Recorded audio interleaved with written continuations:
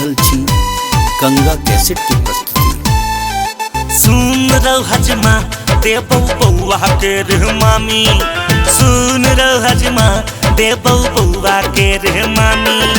धीरे धीरे केस कटी है रात कैची थामी, धीरे धीरे केस कटी है रात कैची थामी।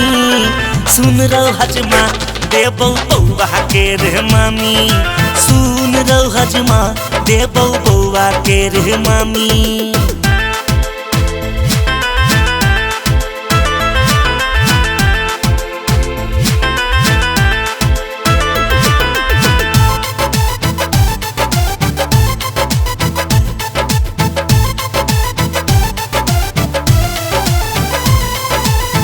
करने कलेस मन में देबो सब तोरा, बउआ के रे मौसी संग में देबो दुनु जोरा।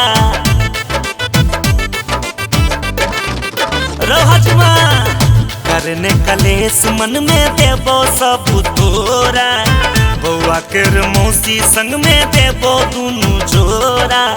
चौर आनी छोर देबो बन में कलमी, चौर आनी छोर देबौ बन में कलमी। सुन रहो हजमा देबौ बउआ के रे मामी, सुन रहो हजमा देबौ बउआ के रे मामी। सुन रहो हजमा, सुन रहो हजमा।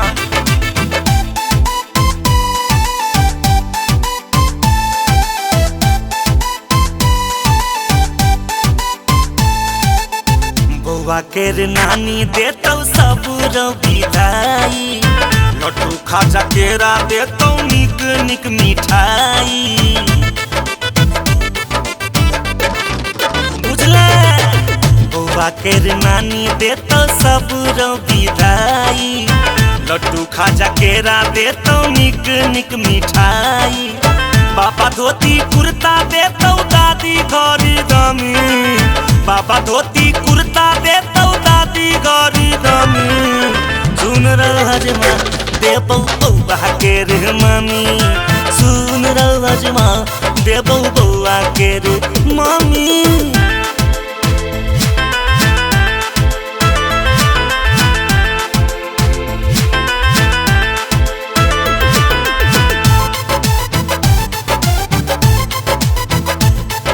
अपने सुन रहल छी गंगा कैसेट की प्रस्तुति।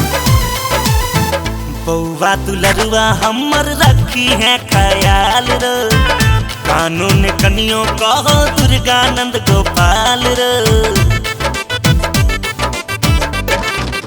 रोहजमा बउआ दुलरुआ हमर रखी है ख्याल रो, कानून कनियो कहो दुर्गानंद गोपाल रो। नानी तोरा कीन देतौ चमकत शेरवानी, नानी तोरा कीन देतौ चमकत शेरवानी। सुन रहो हजमा देबौ बउआ के रे मामी, सुन रहो हजमा देबौ बउआ के रे मामी। धीरे धीरे केस कटी है रात कैची थामी, धीरे धीरे केस कटी है रात कैची थामी।